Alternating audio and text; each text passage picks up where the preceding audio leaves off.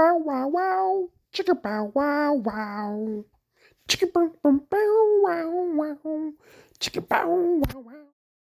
So it's looking like Eddie Hearn is thinking about moving Jaron Boots and it's up to 154 pounds. Looks like he's frustrated because of the Brian Norman Jr. fight, and from what I'm hearing, uh, the Stanionis thing that didn't really materialize. But I'm not sure what's going on with Barrios. I think Boots said that they reached out to all three, and it, according to them, nobody really want to fight him, and that includes Brian Norman Jr. It seems like they was the only ones that was willing to fight Boots, but that fell through. Eddie Hearn seems pretty pissed off about it, and a lot of people believe, man, why don't Boots offer up some of his purse to make the fight happen? If he really want to be unified, I could get that. I could kind of understand where people coming from when they say that, though. I look at things from both sides of the spectrum, though, man. On one hand, that's the most money Brian Norman Jr. ever made. On the other hand, um, if Boots really want to be great, like he say he want to be, why not just offer up the bread? But then at the same time, you be like, hold on, like Boots. I don't know, man. It's funny, because I'm looking at it different ways. Boots was champ first, so I feel like, and he's a bigger name right now than Brian Norman. So I feel like, why should he have to give up his purse just to, when they already offered a 1.5? You know what I'm saying? I feel like that's a big come up right there.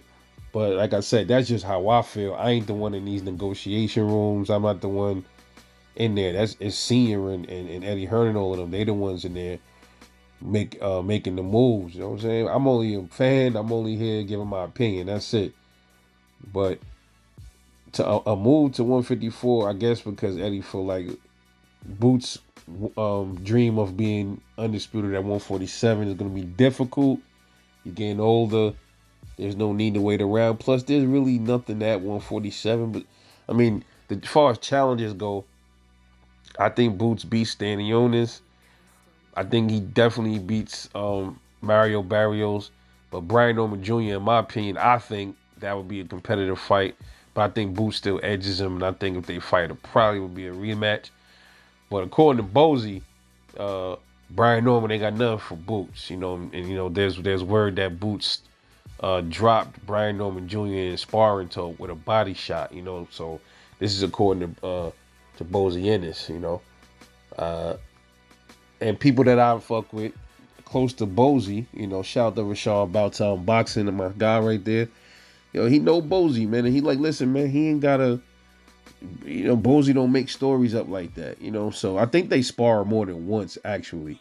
I don't know if it was the first or the second time, but one of those sparring matches, Bozy is saying that they dropped Brian Norman Jr. to the body, But moving up to 154 for Boots is something that I definitely would want to see, because I've been saying that too.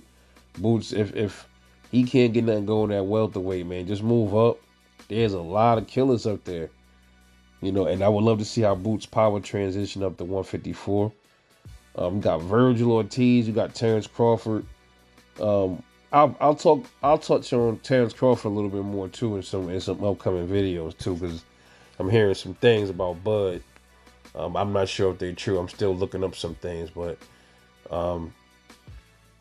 it looks like that might be a thing. It might be a possibility that Jaron Ennis will be vacating and moving up to 154 or whatever the case is. He could use his IBF status to get a fight going up there at 154. Because let me see, who's the IBF champion up there? Isn't it Let me see, Terrence Crawford just won the WBA. The WBC and the WBO, I believe, right now at least. I think what's the name has that belt? Sebastian Fundora. He has those two.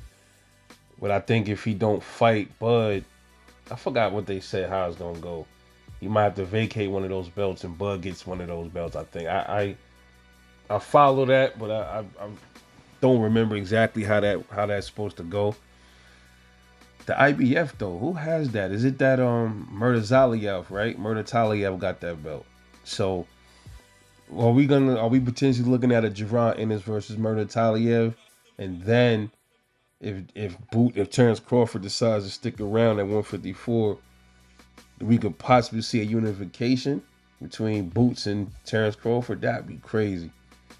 That would be crazy. Now suppose, right, Boots moves up, fights Murtazaliev, whatever his name is, gets the IBF. Then Bud got the WBA.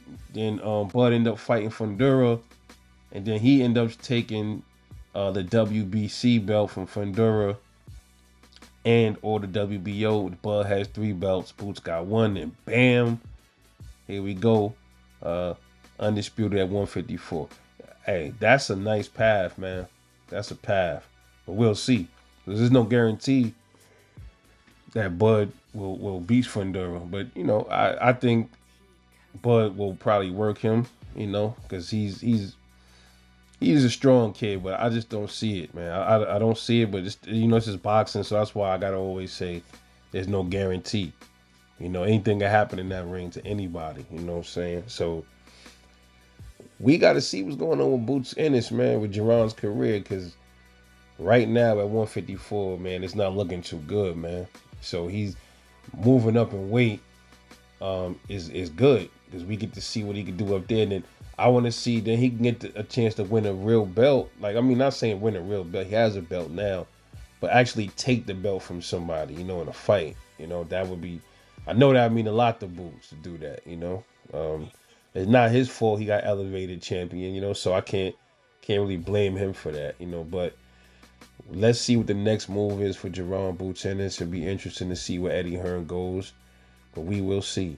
Will it be Karen Trukazon rematch? Because we heard Eddie say they'll take it if they have to and then move up or whatever the case is, but we'll see, man. This is your boy, Rebel Life Boxing. Thanks for listening. Catch y'all on the next one.